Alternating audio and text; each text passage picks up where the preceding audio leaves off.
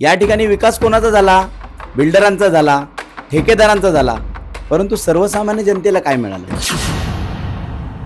तुमचा अशा उमेदवाराशी सामना होतोय जो बहुजन विकास आघाडी 35 वर्षांपासून वसई महानगरपालिकेत सत्तेत आहे. त्या स्टँडिंग नगरसेवकाशी तुमचा सामना होतोय. अशा वेळी या आव्हानाकडे तुम्ही कसं बघताय? माझ्यासमोर तर तो उमेदवार आउटडेटेड आहे असं मला वाटतं. विधानसभा निवडणुकीत भाजपने वसई विरार क्षेत्रात एक चमत्कार घडवला. इथल्या 3ही विधानसभा मतदारसंघात भाजपनं आपलं कमळ फुलवलं. ठाकूर परिवाराची 35 वर्षांची सद्दी मोडून टाकली आणि या विजयात महत्त्वाची भूमिका बजावणाऱ्या महेश सरवणकर यांना प्रभाग क्रमांक 23 मधून यंदा उमेदवारी देण्यात आलेली आहे. आपल्यासोबत महेश सरवणकर आहेत. सर, स्वागत आहे आपलं. पायाला भिंगरी लावल्याप्रमाणे प्रचार करताय. अवघे 8 ते 10 दिवस प्रचारासाठी शिल्लक आहेत. लोकांचा कसा प्रतिसाद मिळतोय आणि कोणते मुद्दे घेऊन तुम्ही या प्रचारात उतरला आहात? लोकांचा उत्स्फूर्त असा प्रतिसाद आहे. आम्ही आता गेले 4 दिवस फिरतोय संपूर्ण प्रभागामध्ये. आम्ही प्रभाग संपूर्ण पिंजून काढलाय आणि आम्ही ज्या ज्या लोकांना भेटतोय तर लोक समोरून सांगतायत की तुम्हाला उमेदवारी मिळाली, आम्हाला आनंद झाला आहे आणि आम्ही तुमच्या पाठीशी आहोत. तर म्हणजे लोकांचा उत्स्फूर्त प्रतिसाद आहे. दुसरी गोष्ट, या ठिकाणी आम्ही विकासाच्या मुद्द्यावर म्हणजे जो मागील ज्या बहुजन विकास आघाडीची या ठिकाणी सत्ता होती त्यांनी जो विकास केला नाही, कारण शहर विकासापासून दुर्लक्षित राहिलं आहे. या ठिकाणी विकास कोणाचा झाला?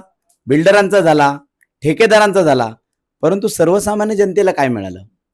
या ठिकाणी 4 माळ्याच्या इमारती आहेत, तिथे 21 माळ्याच्या इमारती झाल्या, पण 4 माळ्याचं सर्वसामान्यांना परवडेल असं शासकीय हॉस्पिटल किंवा महापालिकेचे शासकीय दर्जाचं महापालिकेचं हॉस्पिटल या ठिकाणी झालेलं नाही.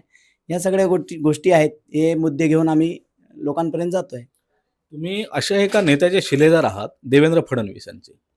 जो नेता व्हिजनरी नेता म्हणून ओळखला जातो. अशा वेळी त्यांचे शिलेदार म्हणून तुम्ही या प्रभागात काय व्हिजन घेऊन उतरला आहात? या प्रभागामध्ये आता आमच्या इकडे मोठा प्रश्न असा आहे की पावसाळ्यामध्ये 150 मिलीमीटरच्या वर पाऊस झाला की लगेच पाणी भरतं आणि तळमजल्यावर ज्या लोक राहतात किंवा व्यापारी वर्ग असेल यांचं लाखो करोडचं नुकसान होतं. तर त्याचं मुख्य कारण असं आहे की जी नालेसफाई व्हायला पाहिजे ती योग्य पद्धतीने व्हायला पाहिजे. त्याच्यावर आमची सत्ता आल्यानंतर आम्ही नियंत्रण ठेवणार आहे. योग्य पद्धतीने होते की नाही त्याची पाहणी करणार आहे. दुसरी गोष्ट, जी अंतर्गत गटार आहेत शहरातली ती तत्कालीन नवगर माणिकपूर नगर परिषदेपासनं बनलेली आहेत, त्या काळात बनलेली आहेत, म्हणजे एक 10-15 वर्षापूर्वीची आहेत. तर त्याच्यावर त्याची महापालिकेच्या हिशोबाने त्याची रुंदी खोली ही महानगरपालिकेच्या दृष्टीने असायला पाहिजे. तसं नियोजन या ठिकाणी झालेलं नाही. त्याच गटारांवर लोड वाढलेला आहे, कारण जे आता रिडेव्हलपमेंट चालू आहे त्याच्यामध्ये 4 माळ्याच्या इमारती 21 माळ्याच्या झाल्या. मग त्याचा जो लोड आहे तो त्या छोट्या गटारांवर आहे. त्याच्यामुळे त्याची सफाई व्यवस्थित होत नाही, त्याची रुंदी खोली नसल्यामुळे पाण्याचा निचरा व्यवस्थित होत नाही, त्याच्यामुळे पाणी साचतं आणि लोकांचं नुकसान होतं. तर आम्ही त्याचं नगररचना विभाग आणि इतर संबंधित अधिकारी, इंजिनियर्स यांची मीटिंग घेऊन ती गटारं मुंबईच्या धर्तीवर रस्त्याच्या मधोमध किंवा त्यांचं खोलीकरण, रुंदीकरण कसं करता येईल, त्याची सफाई व्यवस्थित कशी ठेवता येईल, जेणेकरून पावसाळ्यामध्ये पूर परिस्थिती निर्माण होणार नाही आणि नागरिकांना नुकसान होणार नाही, याच्यासाठी आम्ही प्रयत्न करू. मंडळ अध्यक्ष म्हणून तुम्ही महत्त्वपूर्ण काम केलं होतं विधानसभा निवडणुकीत. त्याची पोचपावती तुम्हाला या निवडणुकीत मिळेल, विजयाने मिळेल असं वाटतंय? नक्कीच मिळेल. मंडळ अध्यक्ष म्हणून भारतीय जनता पार्टीचा जरी मी मंडळ अध्यक्ष असलो तरी या ठिकाणचा वसई रोड मंडळातील माझा शक्ती केंद्र प्रमुख असेल, माझा बूथ प्रमुख असेल किंवा छोट्यातला छोटा कार्यकर्ता असेल, यांनी लोकसभेला असेल किंवा विधानसभेला असेल इमाने इतबारे काम केलं आहे आणि त्याचीच पोचपावती, आणि लोकांनी पण आम्हाला तेवढं साथ दिली आहे, त्याची पोचपावती आम्हाला मिळेल की लोकसभेत पण आम्हाला या नवगर माणिकपूर शहरात पहिल्यांदा लीड मिळाली आणि विधानसभेत तर आम्ही इकडे जवळजवळ 11,552 मतांची लीड घेतली. त्याच्यामुळे या ठिकाणी आम्ही परिवर्तन करू शकलो. तर नक्कीच आम्हाला याचा म्हणजे आमचा मंडळ अध्यक्ष म्हणून जे केलेलं काम आहे आणि माझ्या भारतीय जनता पार्टीच्या ज्या ज्या कार्यकर्त्यांनी म्हणजे निष्ठावान कार्यकर्त्यांनी जे काम केलं आहे, लोकांसाठी काम करतायत किंवा आमच्या या मध्यवर्ती कार्यालयाच्या माध्यमातून आम्ही या ठिकाणी लाडकी बहीण योजना असेल, त्याचे KYC करण्याचं काम असेल किंवा लाडकी बहीण ज्या वेळेला योजना आली त्यावेळेला त्यांचे फॉर्म भरून देण्याचं काम असेल किंवा इतर दाखले असतील, शैक्षणिक दाखले असतील, ज्येष्ठ नागरिक कार्ड असेल, संपूर्ण मोफत सुविधा इकडून दिली जाते. त्याच्यामुळे सर्व जे इकडचे नागरिक आहेत ते भारतीय जनता पार्टीवर आणि आमच्या कामावर खुश आहेत आणि आम्हाला 100% इकडे यश मिळेल. आमदार स्नेहा दुबे यांच्या विजयात तुमचा वाटा महत्त्वाचा राहिला. या काळात तुम्हाला धमक्या सुद्धा मिळाल्या. हे स्नेहा दुबे यांनी व्यासपीठावरून सांगितलं होतं. नेमक्या ह्या धमक्या काय होत्या तुमच्या तोंडून ऐकायला आवडेल. नाही, धमक्या म्हणजे कसं त्यांचं दबाव तंत्र होतं.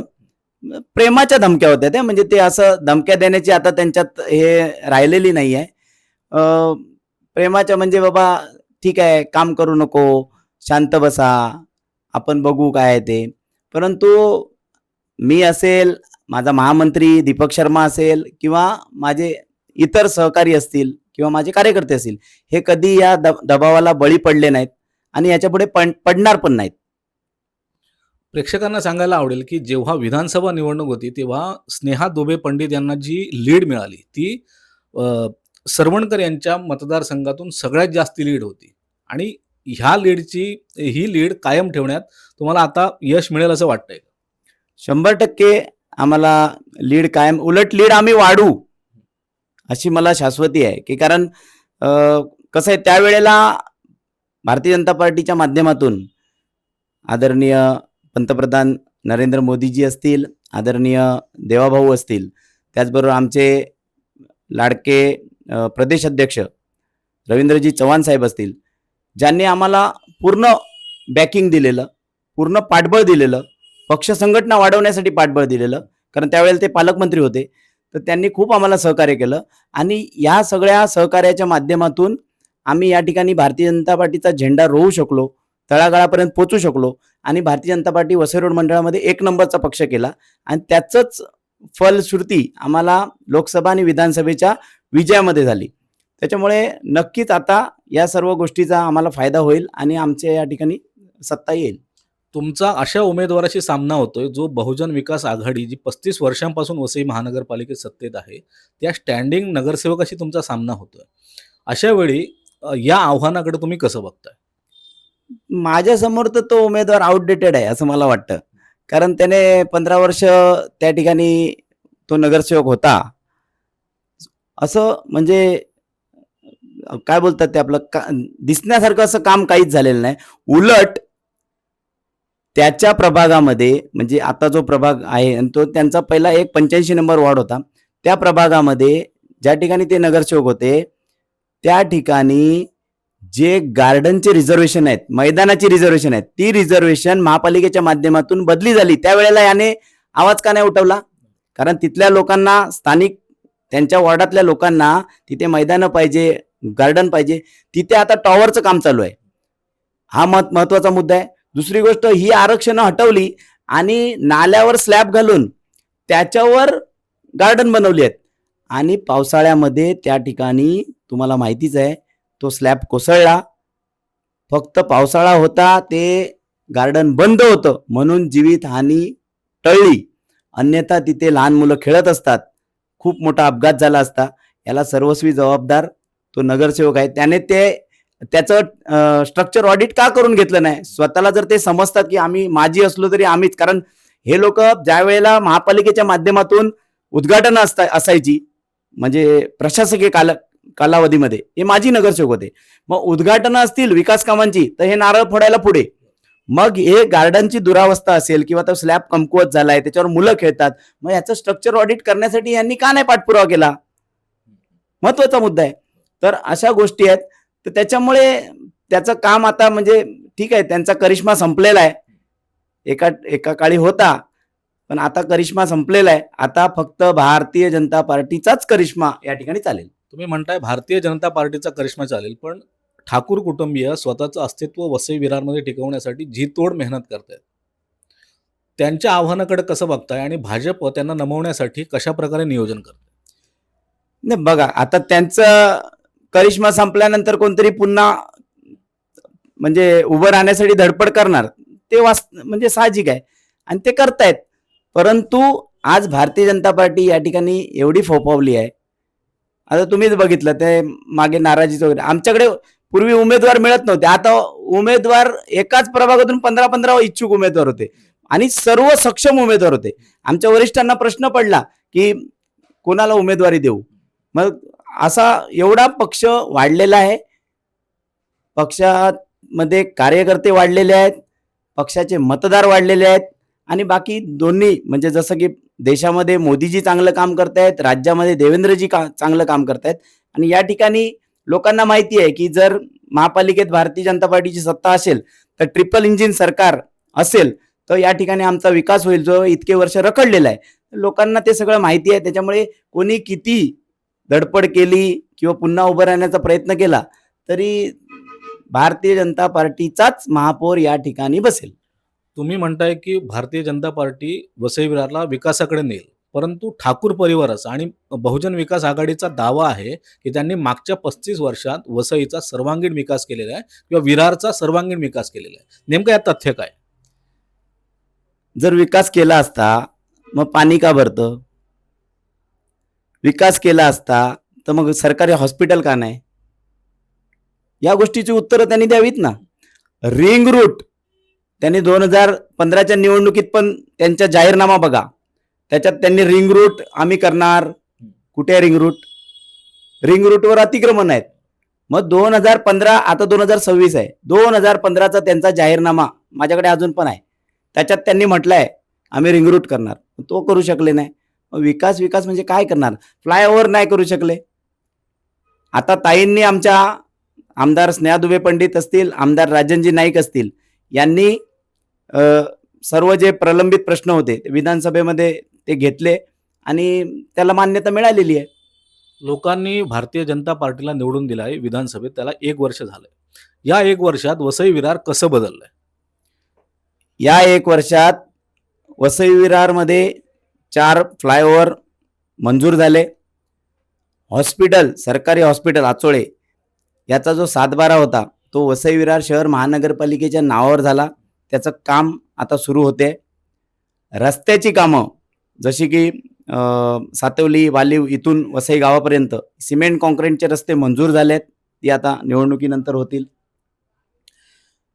निवडून आल्यानंतर ताईंनी जसं राज्य शासनाने एस मध्ये महिलांसाठी 50% तिकिटीमध्ये आरक्षण दिलं, तसं या ठिकाणी महापालिकेच्या ज्या बसेस आहेत त्याच्यामध्ये महिलांसाठी अर्ध तिकीट केलं. त्याच्यामुळे इथला महिला वर्ग खुश आहे आणि त्यांच्या कामावर, दोन्ही आमदारांच्या कामावर, खासदारांच्या कामावर, खासदारांनी आता डहाणूपर्यंतच्या लोकलसाठी प्रश्न सोडवलाय. तर या सर्वांच्या कामावर, भारतीय जनता पार्टीच्या कामावर, आमच्यासारख्या सर्वसामान्य कार्यकर्त्यांच्या कामावर इथली जनता खुश आहे आणि ती आम्हाला भरभरून मतं देईल याची मला गॅरंटी आहे. मागच्या निवडणुकीत बहुजन विकास आघाडीने जवळपास 100च्या पुढे जागा जिंकल्या होत्या. यावेळेस वातावरण काहीसं बदलताना दिसतंय. भाजपच्या बाजूने तुम्ही म्हणता आहात की लोक आहेत, तर ह्या वेळेस नेमक्या किती जागा भाजप जिंकेल असा विश्वास वाटतो? भाजप 75+ जागा जिंकेल आणि महापौर भारतीय जनता पार्टीचाच बसेल. प्रहार न्यूजलाईनच्या माध्यमातून इथल्या मतदारांना नेमकं तुम्ही काय आवाहन कराल?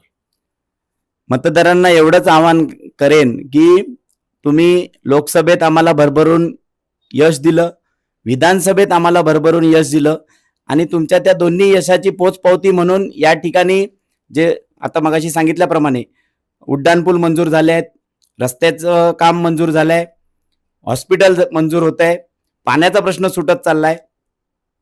तर महापालिकेत देखील तुम्ही आमच्यावर प्रेम दाखवून, आमच्यावर विश्वास दाखवून आम्हाला भरभरून मतं द्या आणि ट्रिपल इंजिन सरकार या ठिकाणी आलं तर तुमचा या रखडलेला विकास जो आहे वसईचा तो आम्ही पूर्ण करू. धन्यवाद सर आमच्याशी संवाद साधल्याबद्दल. तर हे होते भाजपचे प्रभाग क्रमांक 23 मधील उमेदवार महेश सरवणकर. वसई विरारचा सर्वांगीण विकास साधायचा असेल तर मतदारांनी भाजपला जास्तीत जास्त मतदान करावं असं आवाहन त्यांनी प्रहार न्यूजलाईनच्या माध्यमातून केलेलं आहे. कॅमेरामन साक्षीसह मी सुहास शेलार, प्रहार न्यूजलाईन, वसई.